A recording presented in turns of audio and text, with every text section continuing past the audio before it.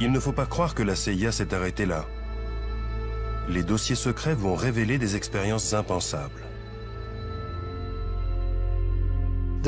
Il y a des gens qui croient à tout ça et d'autres qui n'y croient pas. Et il y a un débat entre ces deux camps. Moi, ce qui m'intéresse, c'est ce que disent les documents.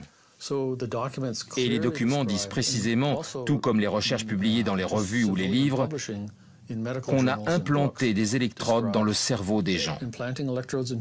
On a activé à distance ces électrodes à l'aide d'un transmetteur dans le but de changer le comportement de la personne. On les a rendus violents à casser des murs ou apathiques, sans réaction, alors qu'ils avaient l'air normaux et jouaient de la guitare juste avant. Il y a des photos dans des livres ou des revues.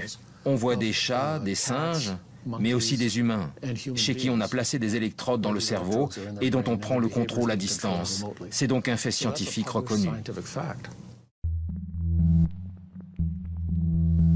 Colin Ross fait référence aux tentatives de créer un être humain programmable à distance. La CIA s'intéresse notamment au travail d'un scientifique espagnol, le docteur Delgado, qui tente ses premières expériences sur un taureau. L'animal est tout d'abord relâché dans l'arène, il charge la cape qu'on agite devant lui, puis on implante un émetteur dans le cerveau du taureau. Désormais, à chaque charge, une impulsion électrique l'arrête dans son élan.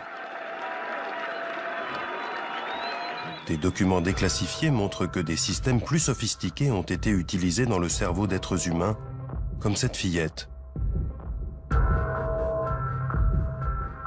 Tout d'abord souriante, elle va verser dans des crises de violence une fois l'émetteur activé.